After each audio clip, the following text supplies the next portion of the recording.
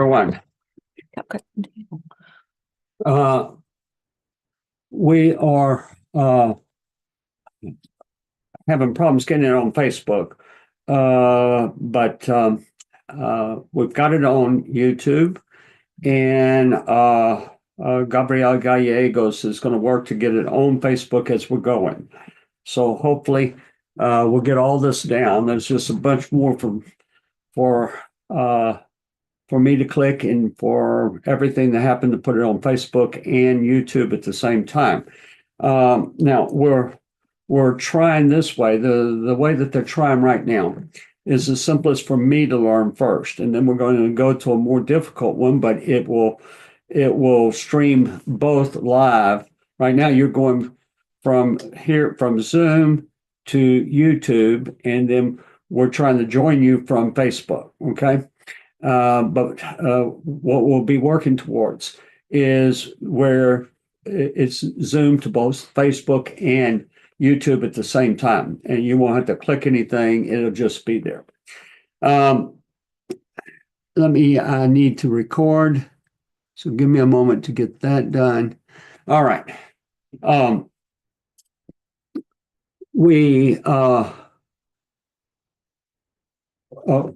Tonight, what we're going to do is we're going to do a big update.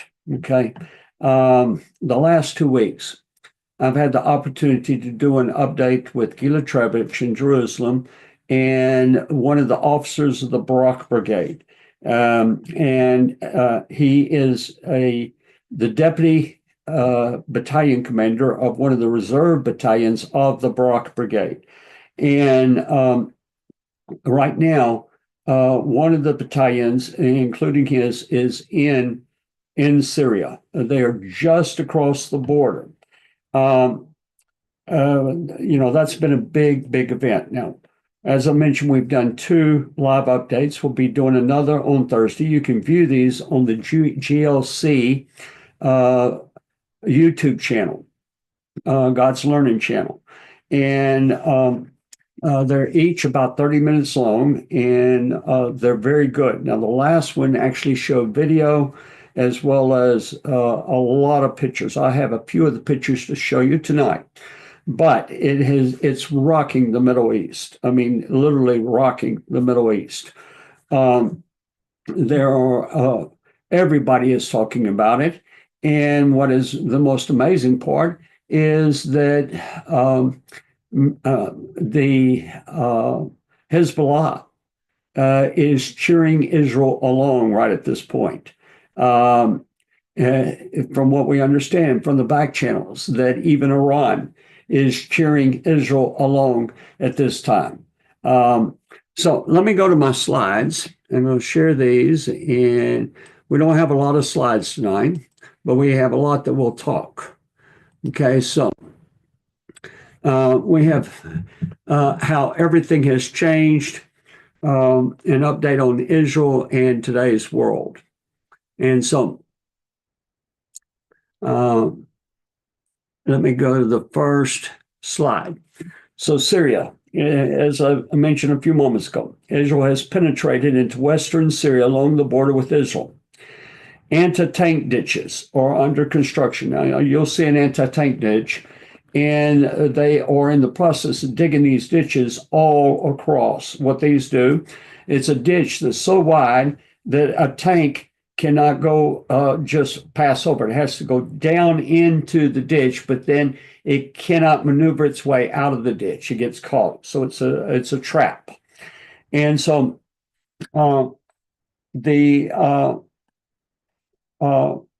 we're going to talk a little bit later about the drones. We're going to talk about Hamas in Gaza. We'll talk about Hezbollah in Lebanon, and we'll talk about Iran. Okay. And then we've got some more topics that we're going to go into, but I want to get into some of these pictures. And here's the other headlines that we'll talk about. Russia and Ukraine, China and Taiwan, North Korea and South Korea. Okay. So this picture is taken inside Syria. This is the brigade that I work with, the main brigade that I work with. And if you've been to the location of the Valley of Tears. A lot of what they're doing is right in that location. Okay, now the Golan Heights is quite a ways, and it has a border along most of it with Syria, and so there's going to be a lot of work that has to be done in order to secure Israel's borders. Syria was being used to smuggle into Lebanon many of the weapons from Iran and then, excuse me, into Judea, Samaria. And so, for one thing, this has to be stopped. It has to be stopped. And with Israel in there, it is the best deterrent to keep that area safe, to keep that from flaring up into another episode. Now, I'm going to show you. Here is one of the anti-tank ditches. And you can see that the tank would come and it cannot cross this. If it tries to cross, I had to literally lay a bridge across it to get over that. And wherever they lay the bridges, if they're being invaded, then that's a firing point. That is a central point that the tanks will have to assemble, and they can pick them off one by one. They're destroying huge numbers of weapons depots now. Many of these are biological, also many are chemical. Syria was a stockpile of these things. In addition, there are numbers and numbers of missiles, and you might have heard that there was a big earthquake caused by the destruction of one of these depots. Whatever exploded inside set off a 0.3 on the Richter scale, the earthquake, a very large earthquake. There will be more that I'm sure will happen. And as they discover these, then we start to realize the scope of all that was being stored in Syria. And, this has to be dealt with. Okay. I got one more picture. I've got about 25 of these pictures. This is Mount Hermon. Now, this is Israel is occupying the site at the top of this mountain. And there are two observation posts up there. One they have been at for years and years. This they have recently occupied. But from here, they not only are able to see into all of Syria, or all of southern Syria, but they are able to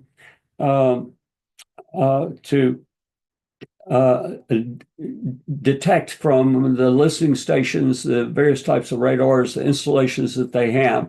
They're able to gather quite a bit of data. Now, there's a really, really big fear, and this big fear centers around the country of Jordan.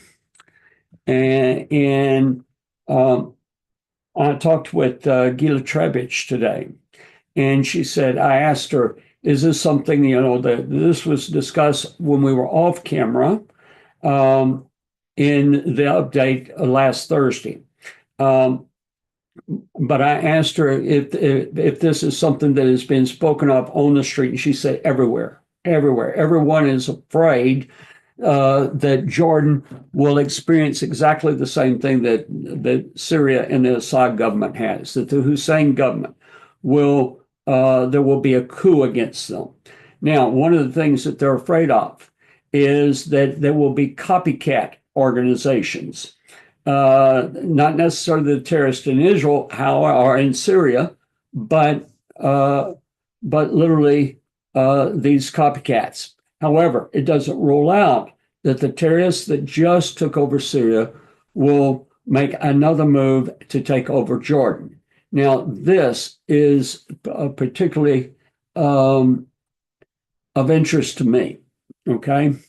Right now, Jordan is of all the Arab nations, they are the ones that work closest with Israel, and that they have literally come to their aid numbers of times when the Iranians have attacked with their missiles. Lebanon is frightened, and so is Iran. They're frightened that there will be coups in their countries, just as there was in Syria. And the word is that the Hezbollah are actually cheering Israel on. And she said, Gila was telling me this personally, that it's a strange turnaround, because now they have an enemy that they fear, and the best to deal with them is Israel. By the way, there was a funny little thing that she told me. She said that Bibi Netanyahu has become very popular on the Hezbollah phones. He's the one that comes up. Okay. In other words, they're looking to him, and they're looking to the Israelis. They're looking to the Israeli military in order to keep them safe. All right. And there's another story that Nasrallah's mother, the guy that took over following Nasrallah, that his mother says, we have to have peace with Israel. We have to have peace with Israel. Israel is the stabilizing factor within the Middle East.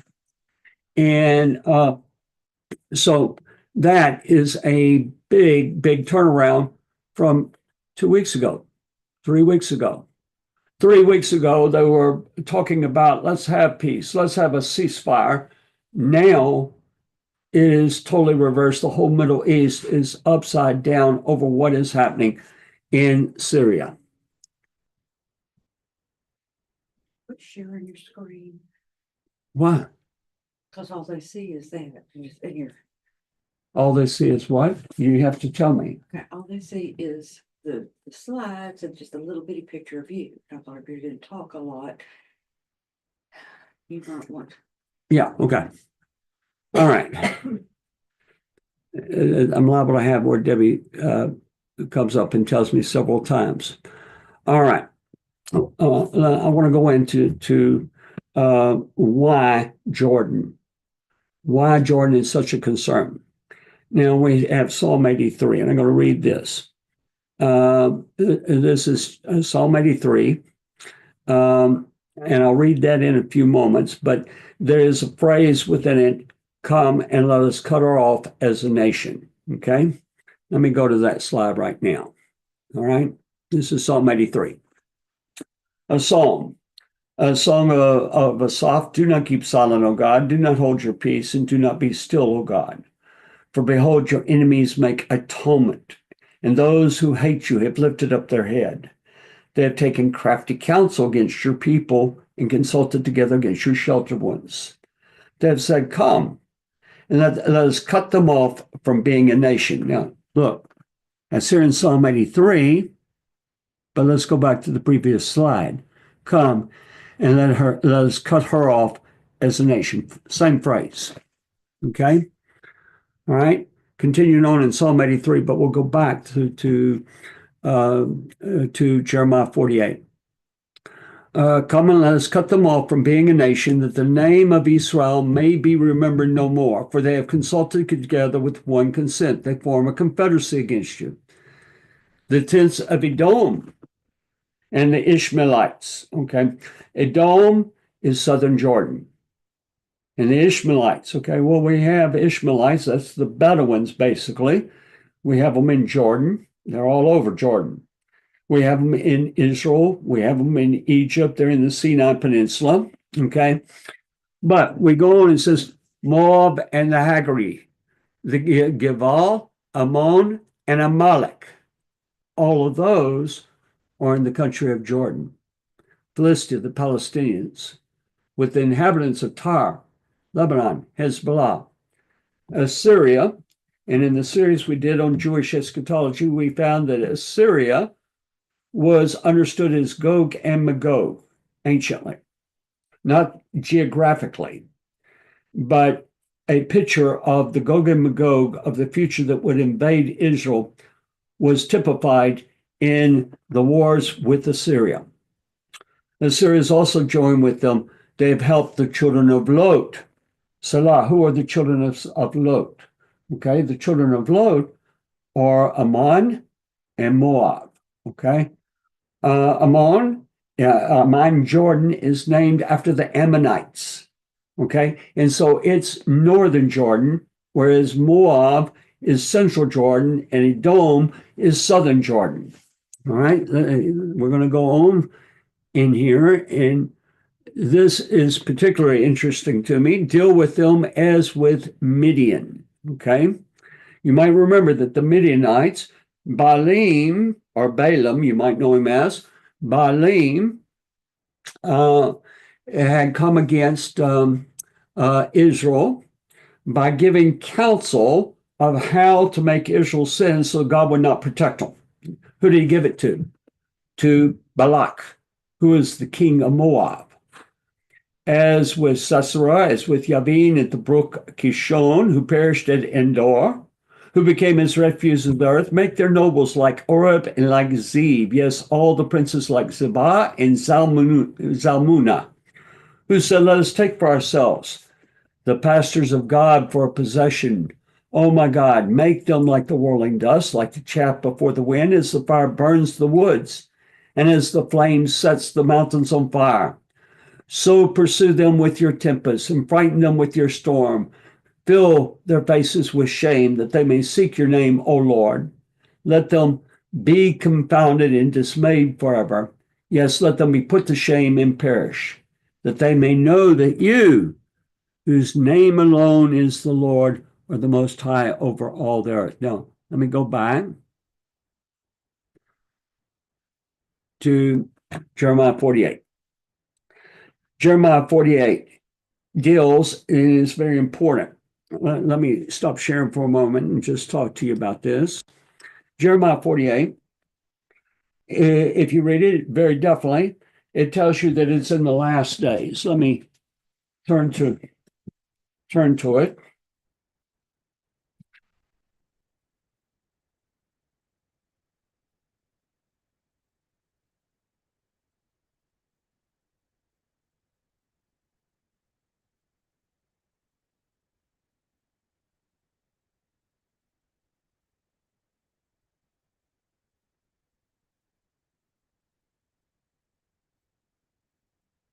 Starting in 47, you have where you have judgment on Philistia. That's the Palestinians. Then you have judgment on Moab in 48. You have judgment on Ammon in 49.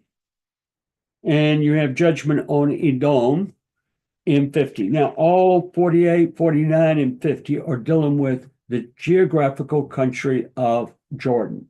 All right. There are phrases that you'll find in here. I just want to give you a couple of these. It says, let me see.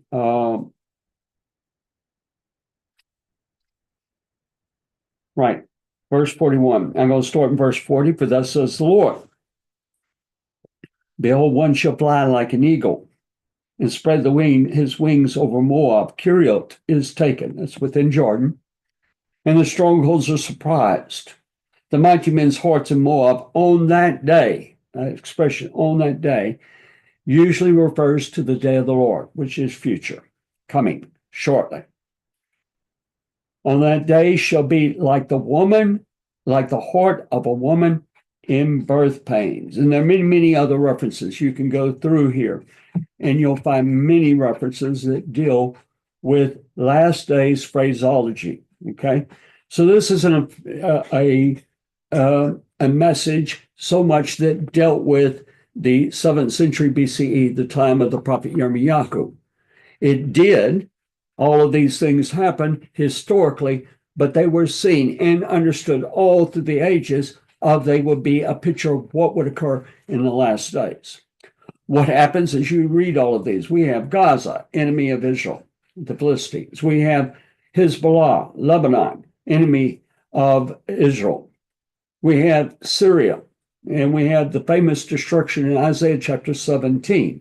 Now, I don't believe that what we've seen this past week or the 2 weeks is actually a fulfillment of Isaiah 17, where Damascus is destroyed.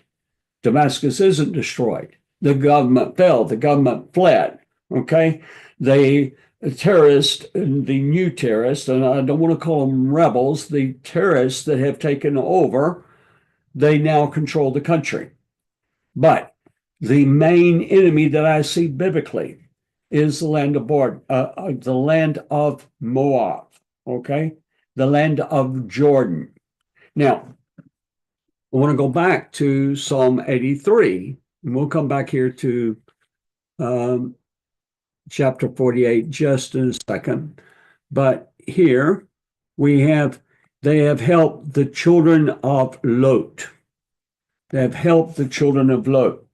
I think all of this has to deal with the temple. I think the temple is the barometer of the end days and the massive preparations that are now taking place towards the building of the temple. It's accelerating beyond your wildest imaginations. It is accelerating. I know that in our research group, we have a group that meets weekly. And we have people, it's basically an international group. The majority are from here in the United States, but not only the United States. We have Canada. Sometimes we have people from Mexico. And at other times we have individuals as far away as Israel. Okay. The Temple Mount is under the control of the Jordanian Waqf. Okay. And I believe that the war, that Jordan will change. However, the situation, Jordan will change and become an enemy of Israel. And I believe that we have the potential for that right at our fingertips right now, right?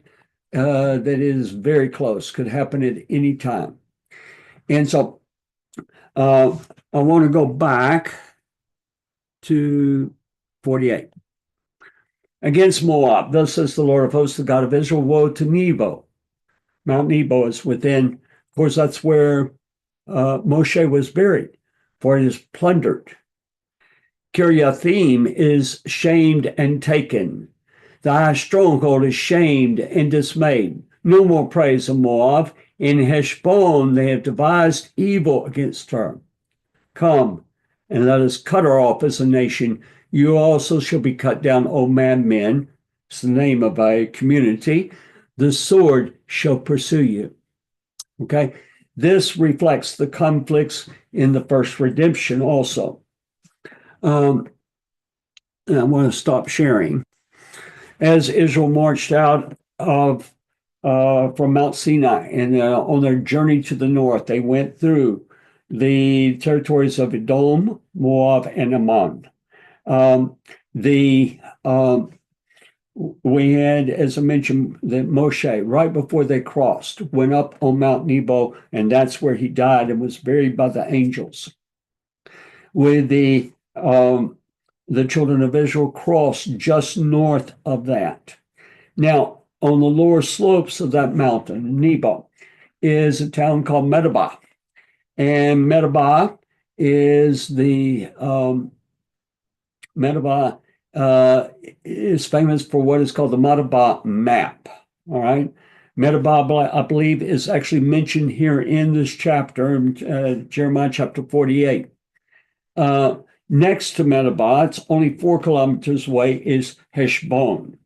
And Heshbon is where this originates, this come and let us cut her off from being a nation. To me, that speaks that it's the heart of the Islamic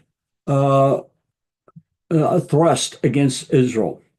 And so I see it as a greater threat than Hamas ever was, a greater threat than Hezbollah. Okay. And one of the things that Gila was telling me is that it's a long border. It is. It goes all the way from the Yarmouk River. Yarmouk River is at the southern edge of the Golan Heights. And it goes all the way down to Saudi Arabia, all the way to Eilat, okay, Aqaba. And so it's a very long border. And it's not patrolled as well as it needs to be in many locations. There are areas that they're able to slip through.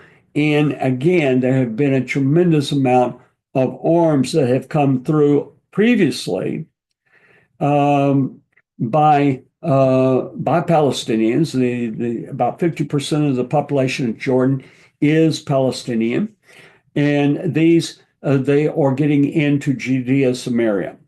Okay, and so that's been a concern, and it is a bigger concern if Jordan becomes an enemy.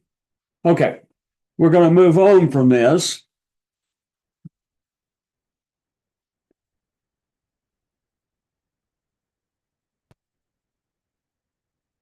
Okay, so let's go here. Let me go back up. We have, I'm going to go back up to the drones. The drones, everybody's been concerned about the drones. And there have been drones that have been sighted over New York, over New Jersey, over Oregon, over Washington State, over San Diego and around that area, California. And now they're here on the Gulf Coast. And we actually had drones over Houston. There's been a lot of concern about these. What we have been told is that these are not from enemy sources, they are American, that they are from our government. And what all that I can tell you concerning the drones is that they are part of a surveillance looking for possible terror threats. Okay, and so I'll leave it at that. But why do we have terror threats? Well, the reason we have the terror threats, I mean, we're always going to have terror threats, but the reality is we have insecure borders. And the numbers of illegal aliens that have come in have been astronomical. And in addition to that, they have been a place to very easily implant terrorist cells into this country. And so it's something that you and we have not lived with war immediately on our doorsteps.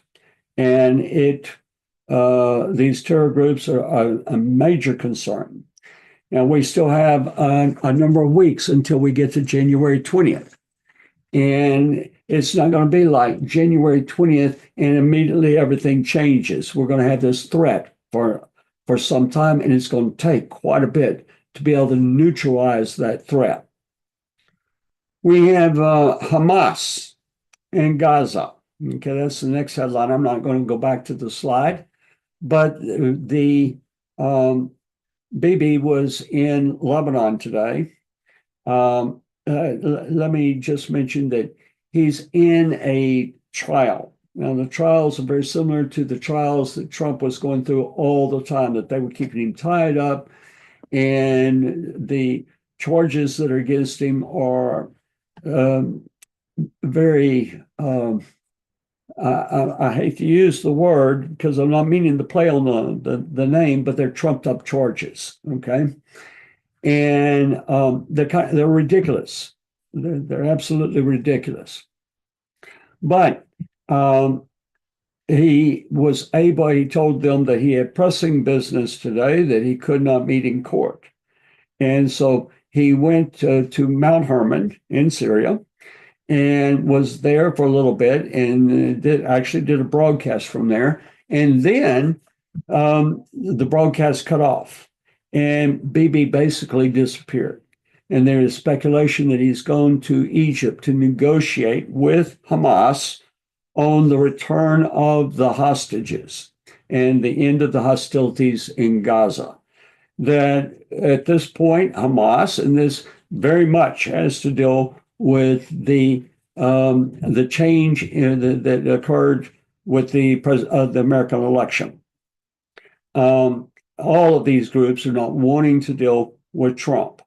And so at any rate, it looks like there is a very good chance that we're going to have a negotiated peace with the return of the hostages. Nobody knows what the details are concerning this except the people directly involved. And one of the good things that Israel has now achieved, they have been able to shut off the leaks of what is going on in their government getting out to the other nations and to the press. Hezbollah in Lebanon, I've already told you that they are cheering with Israel successes against in southern Syria or in western Syria, and also Iran. All right. Now I want to go back to my slides.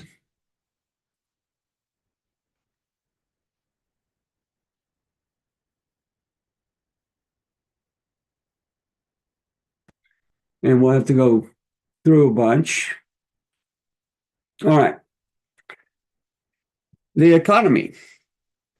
The economy has taken a dramatic change already. And with the reports that we hear, the stock market is doing much better already because there's hope for the first time. That people are spending more in this holiday season. There are other good signs. It's a good thing because in a lot of arenas, a lot of areas, a lot of people that I know are barely making it. We have to have where our economy changes. And hopefully, there will be changes that we are able to feel fairly quickly, but it's going to take a while to get out of the mess. We're in a pretty deep pit. And it's not going to be, 1, 2, 3, turn on the light and everybody's got money in the bank. It's going to take a struggle. Okay. But now we have where people are hopeful. One of the most amazing parts is Trump is not yet the president, but we have at Mar-a-Lago, Trump's home in Florida. It's become a White House that's not in Washington for a president that's not president. And the world leaders are flocking there.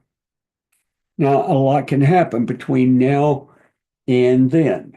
I would not be surprised if there's more assassination attempts. I would not be surprised that the press turns and goes after Trump and his administration at any moment, at any time, and then we start to see little evidences of it. But by and far, we are, for the first time, hopeful. However, there is a major warning. And this major warning I've felt for years, that I believe with all my heart that Babylon, as spoken of in the scriptures, where it's dealing with the last days, is a picture. The ancient Babylon is a picture of the United States and the last days, and that the United States is going to be judged as Babylon was judged. And there's one verse that I personally, I voted for Trump. I am cheering for Trump. I am cheering for the changes that are happening. But this passage, we cannot sweep it under the carpet. It says we would have healed Babylon, or we would have healed the United States, but she is not healed. And then it gives you the instruction, forsake us, everyone go to his own country, for judgment reaches up to heaven and is lifted up to the skies. So it's out of Jeremiah chapter 51 and verse 9. Okay. Now, in its day, Babylon was called the Golden. Its defenses were unbelievable. I mean, absolutely unbelievable. It was the strongest nation that had ever risen up to that time. It was felt that Babylon could not fall.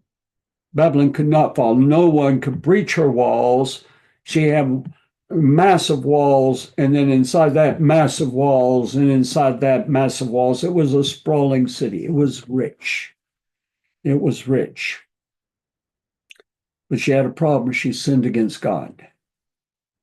And I'm afraid that our country has sinned against God. And God is going to bring judgment on. I hope this doesn't happen. I hope I'm wrong. I hope I don't want to be a doomsday prophet, okay? But at the same time, I want to look at the scripture and analyze the scripture and know for myself which way do I go? What do I do? I know that until God would tell me personally and directly, and tell my wife personally and directly, we're going to be here, okay? And I'm going to keep praying that we have a secure border, a healthy economy. We have where the military might of the United States has muscle, and that we are upgrading our military with equipment and in training, and that we have very effective training, okay? Not how to be politically correct in addressing someone that's transgender or something. I don't know. We need to have an effective, recognized government and an effective, recognized military. Okay, so we need to deal with our borders. And I mean, we've got so many things that have to be dealt with. But I think we have really messed up. I think in the last administration that we worked with Israel, but we worked against Israel. And I think of all of our sins, that's the one that God will hold us most accountable for. How have we dealt with Israel? And so my hopes are that between now, we have like less than a month until we have the new administration comes in. I think more has been done in the weeks since the election than what was done in the last 4 years. I think that we have a tremendous amount of money that is going to Ukraine. I think that the involvement with NATO and what's happening with NATO, it has to be scrutinized, and there needs to be strong leadership. We need to be one with our allies, not where we are today. One of the biggest concerns I have for this country and worldwide is the anti-Semitism. Right now, the aliyah to Israel is up. Jews are fleeing out of the Ukraine. Jews are fleeing out of the countries around the Ukraine. American Jews are fleeing, but there's a strange part to this. The majority of the American Jews that are coming is steady, and it's every month they're coming. But it is of Jewish families that have Jewish values, that identify as Jews, that are part of Jewish communities, that attend synagogue, that do these things. We have a vast number of Jews that are secular, that are more interested in assimilating, and until they get frightened enough, I'm afraid they're going to stay, and they need to go. It's time for the Jewish people to return from the four quarters of the earth. It's time for them to pick up and to realize the reality. This is not going to improve. No matter what administration comes in, all of these things that God has prophesied are coming to a peak, and they are going to happen. They might slow down for a little bit, but they all are going to happen. And so we have, on the world scene, we have with China and Taiwan. It's always a very, very tense moment. Over the last 2 weeks, things have greatly increased. We have, and amazing, we have Syria over here and everything that's happening there. And we have the Middle East is changing overnight because of this action there. And at the same time, we have over in the Pacific, we have where China is making advances further than it has at any point with Taiwan. When they were invaded yesterday by a fishing boat fleet, and the Coast Guard, the Taiwanese Coast Guard went to get these fishing, and the fishing boats started ramming them, the Coast Guard ships. We have South Korea, North Korea. Everywhere you look, something is happening. And it makes you look at the Matthew chapter 24. Matthew 24, and it says, many will come in my name saying, I am the Messiah, and will deceive many. You'll hear of wars and rumors of wars. We've got that. See that you're not troubled, for all these things must come to pass, but the end is not yet, for nation will rise against nation. We have that. And kingdom against kingdom. We have that. And there'll be famines. We have that. Pestilences. COVID and any number of other sicknesses. And earthquakes in various places. All these are the beginnings of the birth pains. Okay? And so we have all of these things that are happening at one time. And so we pray that we will have more time, that we'll have some success here. We'll have where we have some values come back in, okay? But we have to be also realist as to the time we live in and know whatever we gain, we still have to be on guard. All right, let me go back here. And that's all the slides that I have to share tonight, but I want to show you a picture. And let me get this set up. Let me get my projector set up.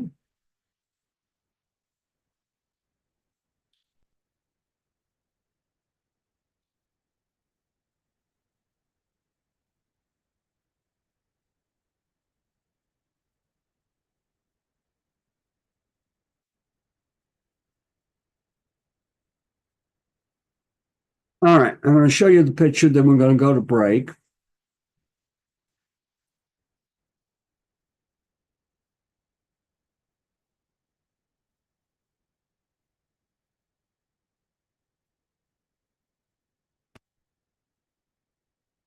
All right. This is a picture from 1967. And the picture is from June 7th, 1967. The wall that you see behind them is the Kotel, Western Wall, what was formerly called the Wailing Wall. This rabbi is the shorter rabbi, is Rabbi Cook.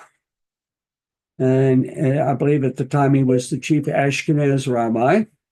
Next to him is his father-in-law, who was one of the top rabbis of the time. A very interesting story. If you look at his coat, it's different. He's got a collar around it.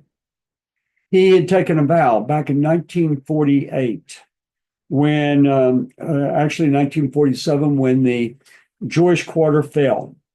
And the Temple Mount was cut off from Jews. They didn't have access, and so there was Western Jerusalem was Jewish, but the Eastern Jerusalem was all Muslim. It was controlled by the Jordanians. When the paratroopers went into the Temple Mount, and almost immediately they had control. They walked in and nobody was present. They had all fled. And not rabbi, but Colonel Matigur called back to the headquarters and said, Har Habayit is in our hands. And it was silent. And he thought his radio wasn't working. He gave that call again, and he heard screaming and yelling. And because they could not believe that they had the Temple Mount, first time in 2,000 years. And I mean, there's so many stories about what happened, but this picture was taken shortly after. And it's at the Kotel. And on the left-hand side of your picture, if you see, you'll see a soldier. He's got the one with the helmet. He has a machine gun over his shoulder, and that is a Rabbi Israel Oriel. Now, when I come back, I'm going to tell you a story about Rabbi Oriel that happened that night after this picture was taken, and I want to tell you something that I believe is taking place right now. Okay, we're going to stop and we're going to go to break.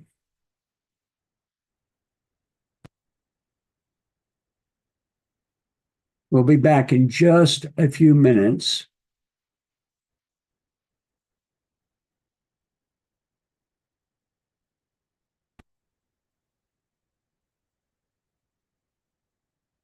A few minutes.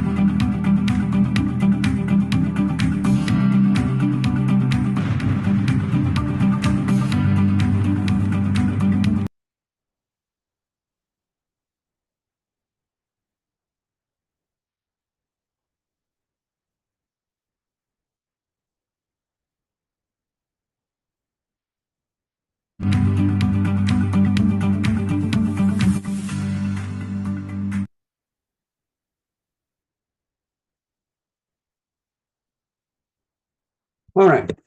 You need to wait for me. I am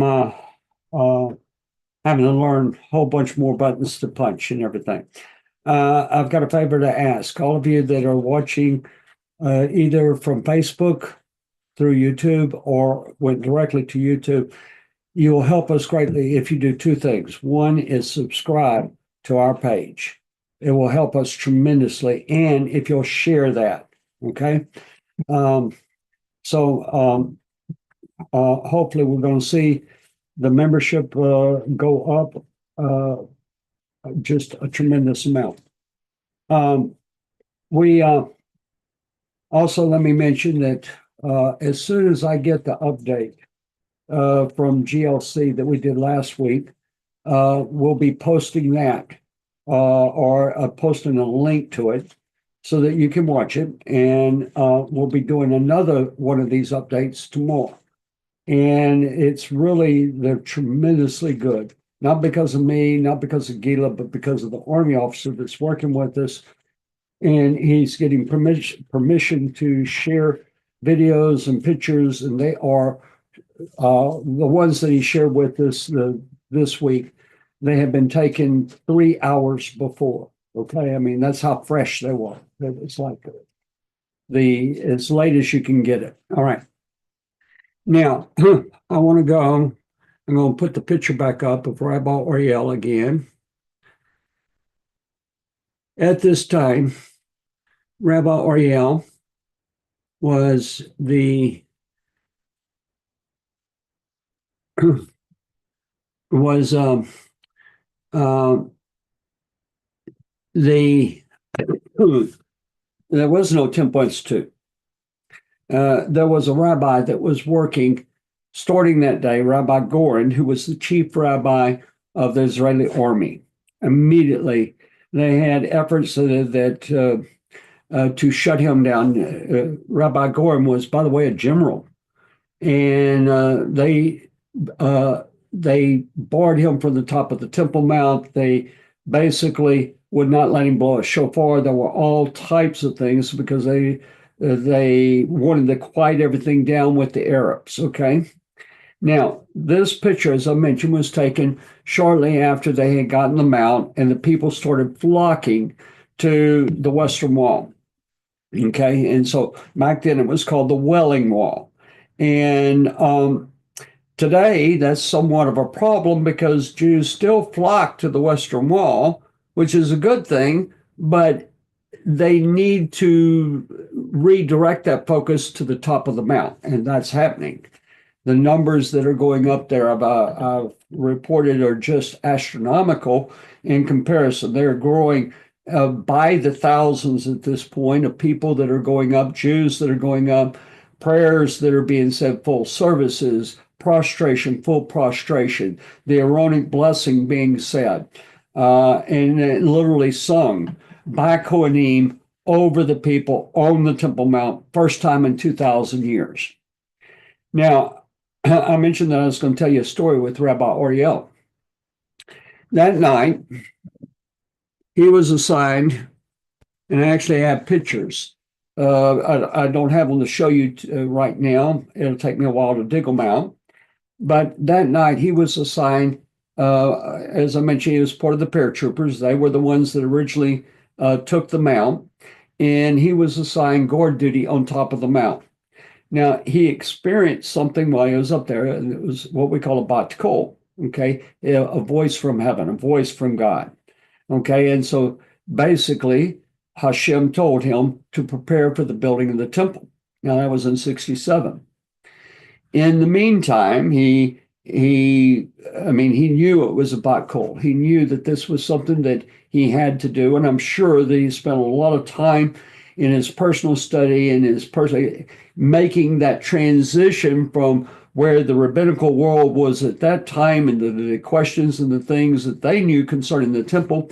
I'm sure that he spent quite a bit of time in learning himself, going beyond what the normal rabbi experience was into how do we rebuild the temple.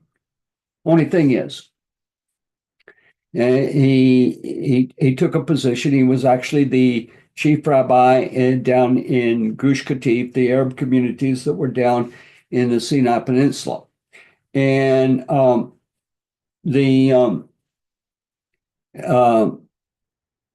he left that position, and he came back and he started working on what he would view as the way to reach people, for them to have a vision for the temple being rebuilt. Battle. I mean, most Jews would not go on the Temple Mount. They believed that there was a prohibition against them going, which Rabbi Cook, who you saw in the picture, and that he put the sign's still there. It's prohibited for Jews to go on top of the Temple Mount. The sign is outdated because there was a fear of them going inside the Soreg area, which you had to be sprinkled with the ashes of the red heifer to go into those areas. And even then, you would have to know where you were going to keep from going into an area that was prohibited to you. Okay? Jews believed there would be a temple. There was a big view that the temple would be coming down from heaven. On Israel 365, Eliyahu Berkowitz, who's a friend of mine, wrote an article this week, or he posted an article that was put before, I believe, Rabbi Oriel, about, don't Jews believe that the temple will descend from heaven and come down to the top of the Temple Mount? And Rabbi Oriel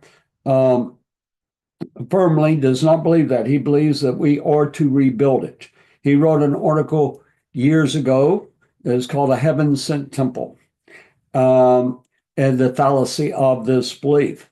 And but he responded in this article. You can read it for yourself. It's posted up on Israel 365. Just go to their post and then go to their most recent post, and he will state that this is a Christian view. It's something that came from the Christians, okay?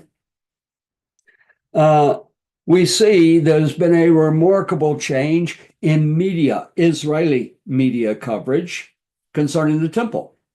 And so there are articles all the time about the temple. There are organizations, there's women's organizations, there are organizations more than you can count on both your hands that are very vocal about the Jewish right to pray on top of the Temple Mount.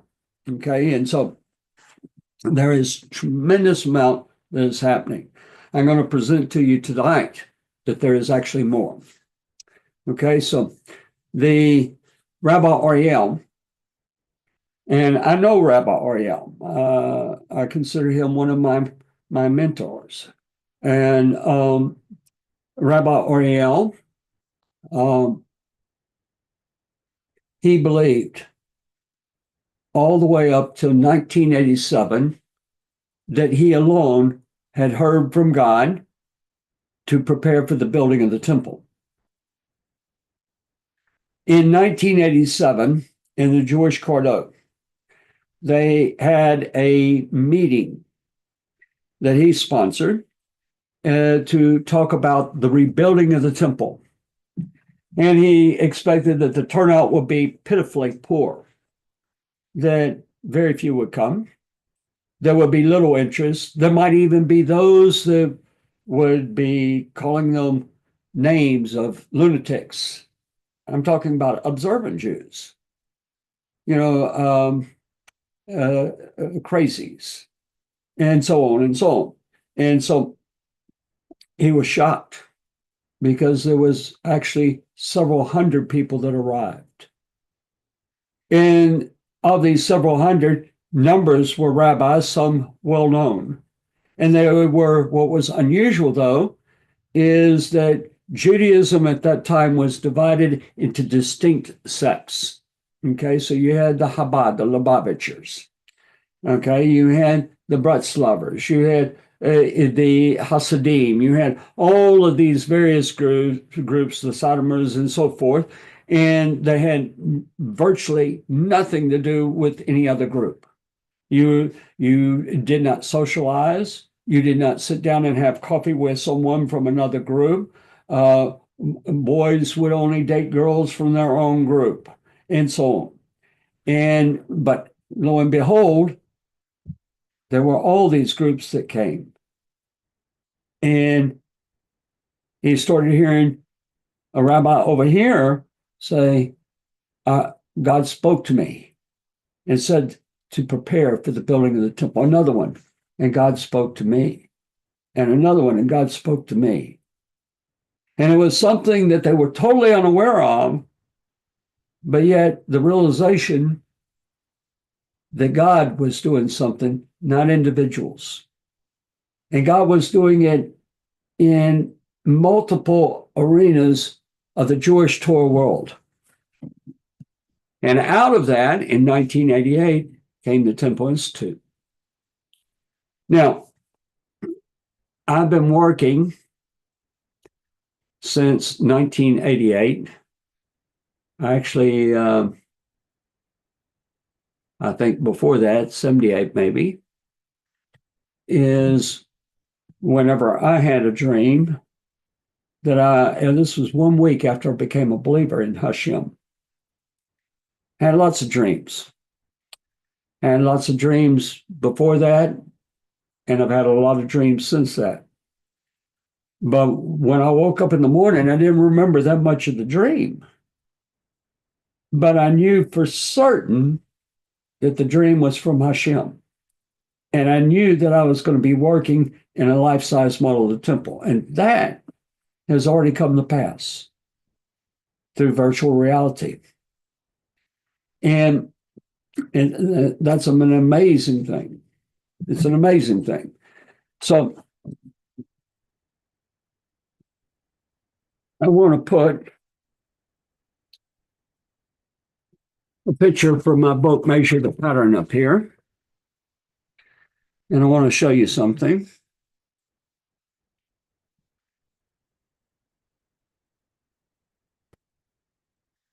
All right.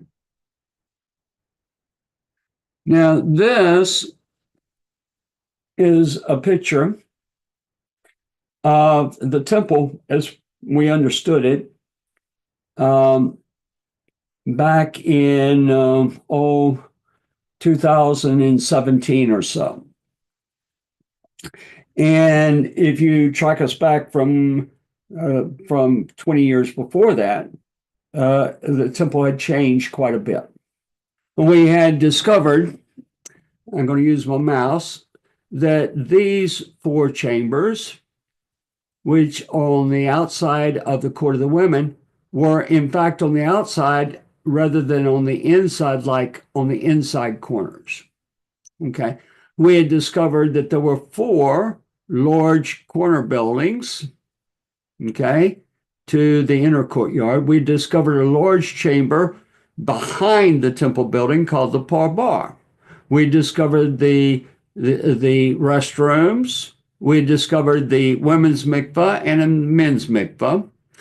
And at that time, we had the wall right here that goes around the original Har Habayit of 500 cubits by 500 cubits. Okay.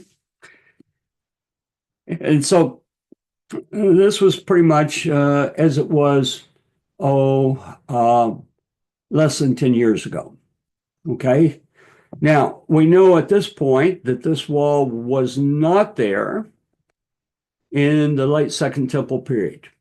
It was there up until possibly the Hasmoneans, and would have gone from here and then down this way and across, being extended to the south. Okay. But at any rate, this wall was not there during the time of Yeshua, during the what we call the Herodian temple.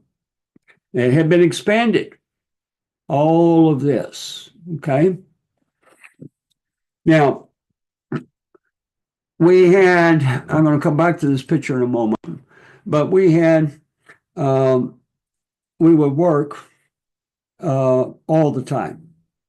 I had a model builder that worked at my home, at my office.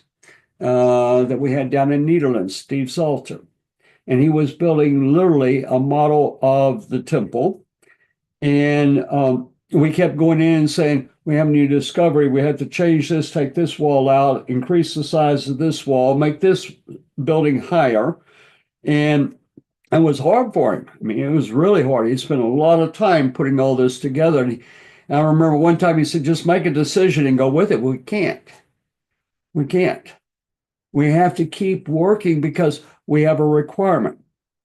We can't build the Ezekiel temple because we are required to have a floor plan, a tafnit that comes from God.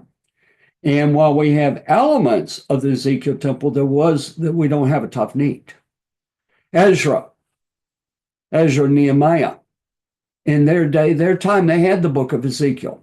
And they incorporated elements from the Ezekiel text, Ezekiel 40 through 48, but they had to build the temple according to the floor plan of the first temple. Okay, so we will work. And maybe if we work real hard, we might get a big discovery, one a year. Maybe even some years we might even get two within a year. About 3 years ago, I guess, things began accelerating. And we started having more and more discoveries. Right now, it's changing almost by the day. Okay, so I want to put the picture back up. I'm going to show you some things. If we have enough time, I'm going to talk about another topic, but I want to talk about this because I think that we are living in a time when everything is moving, and a lot you see, but a lot you don't see. Okay, so Edgar Ramos works with me, and Edgar has been tremendous in making several discoveries. Over here, we have the gates of entry and exit. Okay, so we have one gate right here, and you see this is where you from down below you come up and exit through this, come out through a tunnel here. This is the inner exit to the temple. Okay, and so if you come in from this direction, go up a tunnel, and you're going up to the top of the mountain. All right, there's another one down here.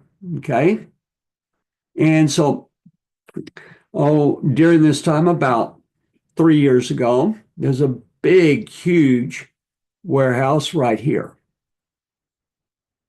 underground. And it's been converted by the Muslims into a mosque. And I'll show this to you. Give me a second.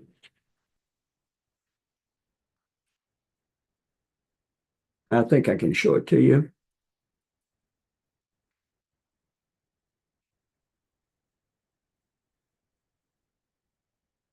All right, yeah. All right. So if you'll see right over here, okay, you see that? This is called Solomon's Stables. Now you see here is a stairway, and it leads up to the triple gate. And here's the tunnel, okay? And so there's the southern steps and bigger steps, and it leads up to a tunnel. And this is the double gateway. And it has now been determined and it can almost, it's the type of thing that you can say, it's something that we can't say 100%, but we can say 99 plus, okay? That this area is where they brought the carbonate. Now, that came from an archaeologist. That came from Professor Ronnie Reich. They brought the animals in by a ramp up here, and they brought them into here, and above,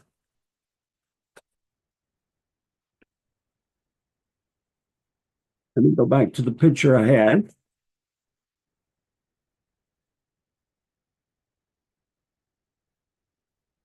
Right here, this is where, it'll come up in a moment. This is where, wait, here we go. Come up as soon as I move the book. Up in here, this is where the animals eventually would come to for the people to purchase them for their covenant. Okay. Now, archaeologists are making tremendous discoveries. We have a gate over here. You can't see it. It's down at the street level. It's called the Barclays Gate. And when you're at the hotel where the women pray, is right next to Barclays Gate. And there's a little building you can go in, and the women can go in there. I've never been in there, but it's right immediately in front of that gate. Edgar figured out that this is where the people with impurities came in. And they would come in at that gate, and they would exit at that gate, because having an impurity, you need to keep them away. All right. So that was a discovery. Eggers also discovered that there are rings right in here, okay, to hold the animals.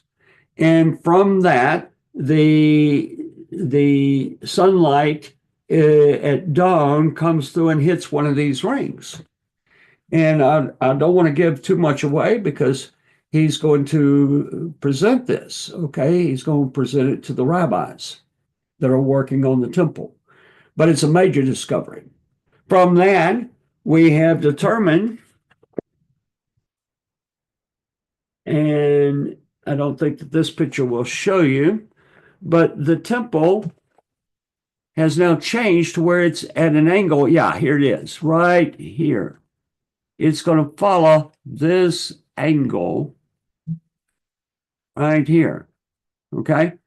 We made major discoveries, and we're working on it. On the gates, right here, this is the Nicanor Gate. Discovered 2 chambers last week, or the last 2 weeks. We discovered right here, over here, here, down here. Wait, let me get it where you can see it. Okay. So at each of these gates is a little room to the side. And that's a new discovery. Right now, we have we're going to go to Israel when we get everything collected together. We're going to try to set up a week-long meeting with the various rabbis, hopefully with some archaeologists, and present a lot of the discoveries that we're making. Okay. And these discoveries are basically every few days right now. And in fact, there's so many that we can't keep up with collecting the data on them to be able to put together into a report. Now, I don't think that it's something that is happening just with us or with Professor Ronnie Reich or with Rabbi Menachem Machover or Rabbi Oriel, or all over. God is moving for these different people, different groups. They're getting little pieces of the information, but it's all coming together faster than you can imagine. Do we have a long ways to go? Yeah. Yeah, but at 1 discovery a year, a few years ago, as opposed to 30 discoveries in a year, and it's accelerating all the time. Now, we have something else that's happening all the time. Wait a second. We have something else that's happening, and it's not a good thing. We have anti-Semitism. And anti-Semitism is not just Hamas and Hezbollah and the terrorist organizations. It's not just, a little bit within Christianity, and you hear about it a little bit here and there. It's at an all-time high since World War II. It's not just in Europe. It wasn't just in Europe during World War II. the United States government was a very anti-Semitic government. And they could have done a tremendous amount in keeping the Holocaust from actually happening, or at least diminishing its effect. They could have very definitely bombed the ovens of of Auschwitz. They could have allowed Jewish children in this country, and they didn't. There were many, many things. And I'm sure there was anti-Semitism in London, in Paris, and all these places.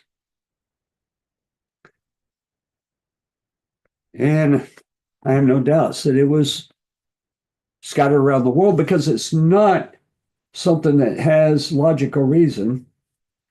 It's something that is a spirit, a demonic spirit, a very powerful demonic spirit. Possibly the most powerful demonic spirit in the world. And right now, our world's being saturated with it. We've seen it on our televisions. We've seen it at our universities, our high schools, our junior highs. We've seen it in the churches. We've seen it in Congress. We've seen it from our politicians down from the lowest to the highest. It isn't regulated to one country. It's become universal. We're living in a time where everything's accelerated. And we're living in a time that people are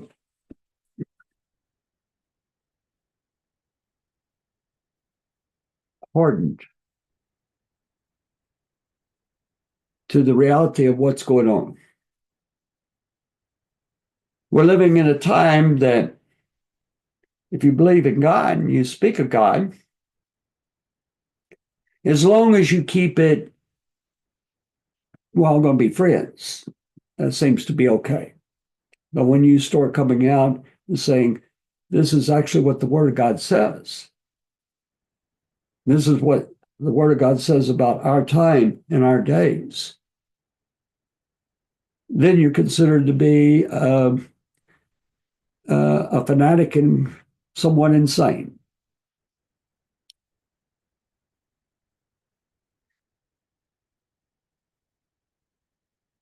I don't know how to fight against anti-Semitism.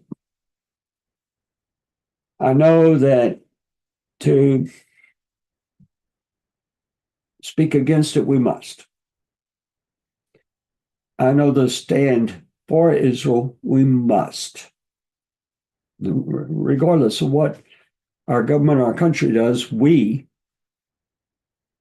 the lovers of God, those that believe in His word, in His commandments, in His redemption, there is no other choice for us.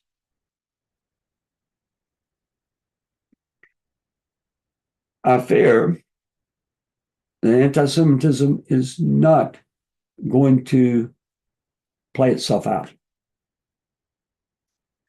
I think that we're headed towards there where Jerusalem will be a cup of trembling to the entire world. I believe that possibly in this country, that if you make the decision to stand with the Jewish people publicly, vocally, then you could be a target of the anti-Semitism and the hatred.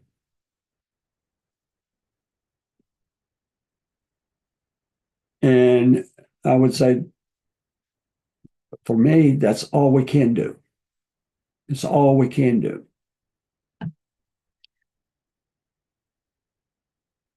I've got some materials that are being sent to me that I want to do some things on anti-Semitism. One is an article by Rabbi Jonathan Sachs.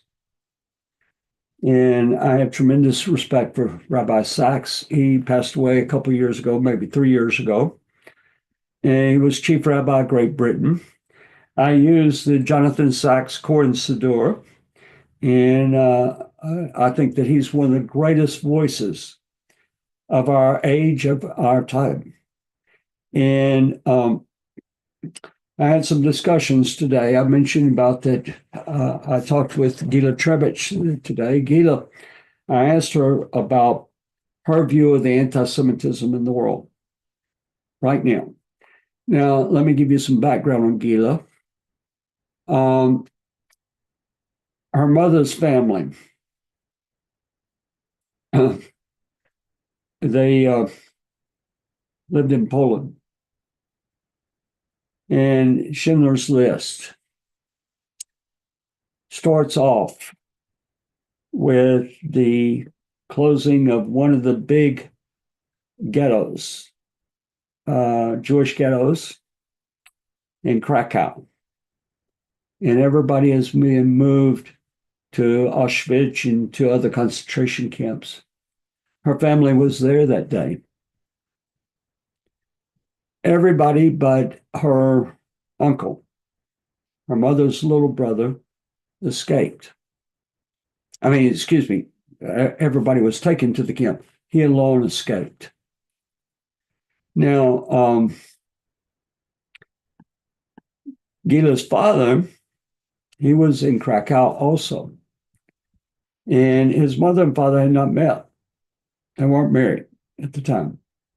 He escaped that day into Russia. And he was arrested by the Russians. And he was put in a work camp. Not as bad as what was going on in Germany. And so,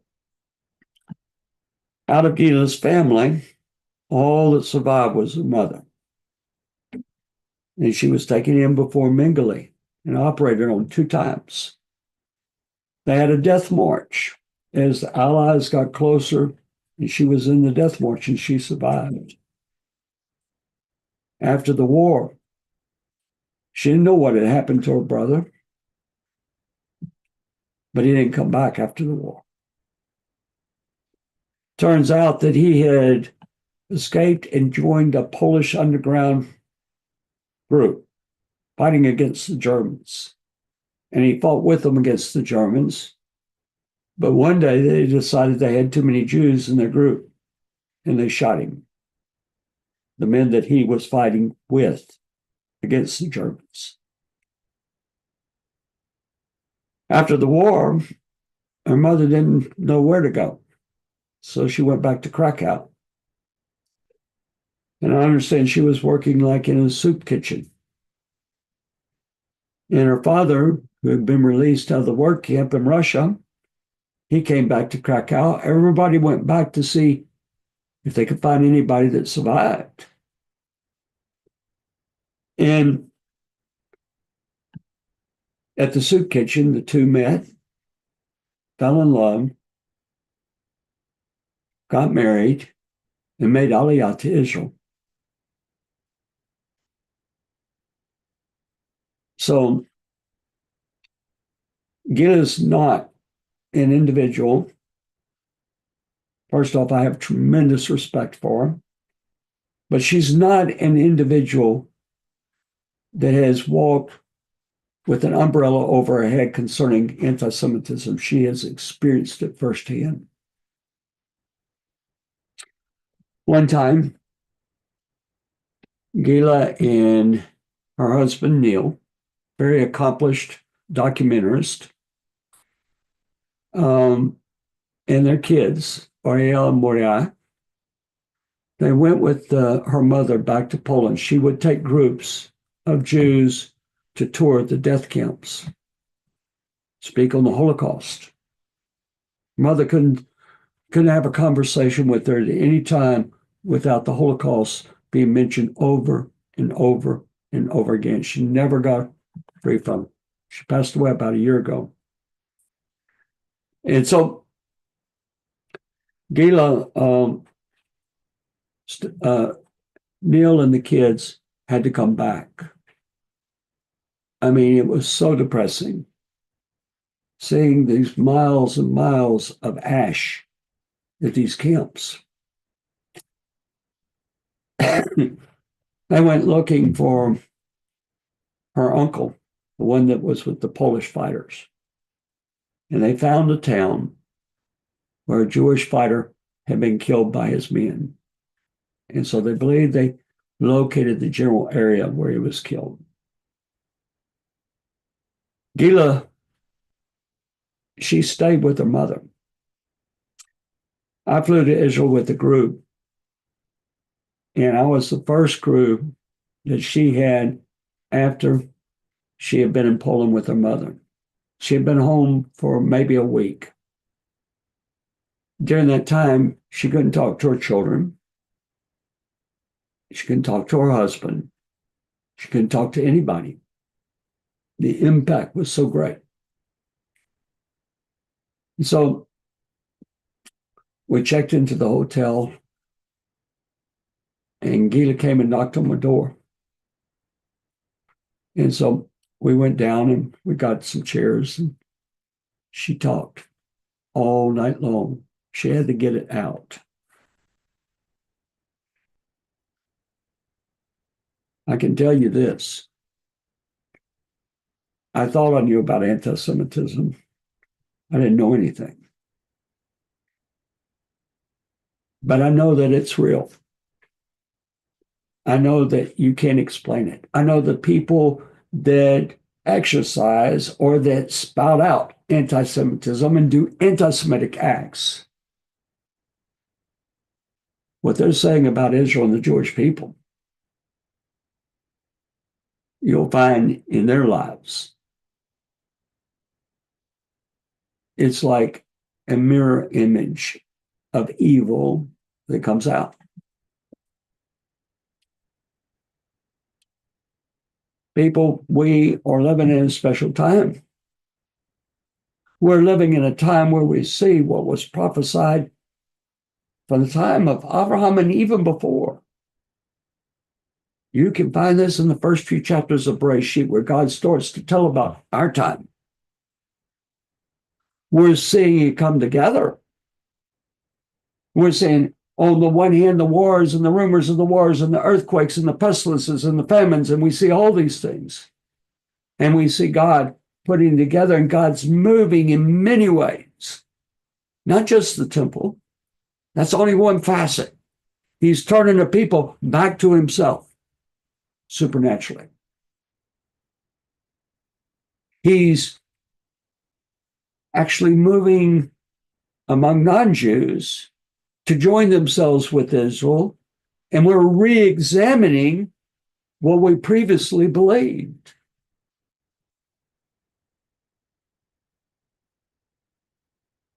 We see governments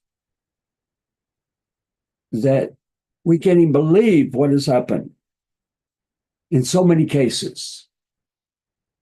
I mean, and all of us,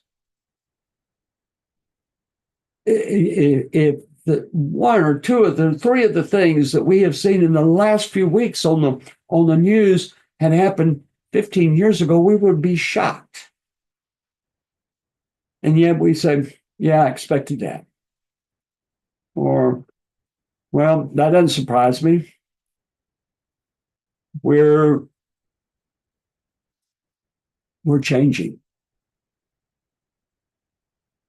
But we have to understand the time we live in, and we have to understand what is truth and what is not truth. And we have to understand that in all these things, we have to keep our eyes on Hashem. We dare not take them off for a moment. It's a time that we need to change from what we say to what we do.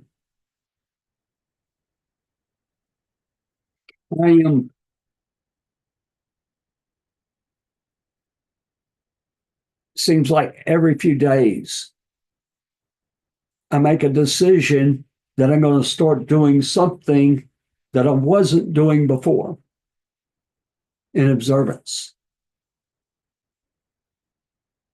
And I feel that as I do this, it gives me a better ability to hear. I almost titled this tonight. I almost titled it that those who have ears hear. I don't want you to hear what I'm saying. I want you to hear what God's saying. And I want you to grow. I want you to be full of expectation and hope. At the same time, I want you to be as wise as a serpent, be as gentle as a dove, that you can plant your feet firmly and say, but as for me and my house, we will serve the Lord. I'm going to go ahead and close tonight. Again, if you're watching on YouTube, please subscribe to our channel. Please share it. And I'm not sure, but I imagine that there's a place to, if you have enjoyed what you're seeing, then like it. And everybody get ready for Hanukkah. And one last thing, we have been delayed, partially because I had been under the weather a little bit for the last couple of weeks. And but we've got newsletters on Kislev that we're sending out, and these will be going out. I know it's the end of Kislev. We're at the middle. It's full moon. But if you would like to be on our mailing list, I need your physical address. You can email it to me at joegood61@gmail.com. And hopefully, as we come to Tibet, we'll be able to get that newsletter out at the beginning of the month and each week. It's not going to be a newsletter asking for money. Only time we'll do that is if it's for the state of Israel or for the IDF or something along those lines. But we want to establish better contact with all of you. And so, at any rate, may you have wonderful Hanukkah preparations and a wonderful Hanukkah. And next week, we'll go into some more detail on things. All right? Shalom, shalom.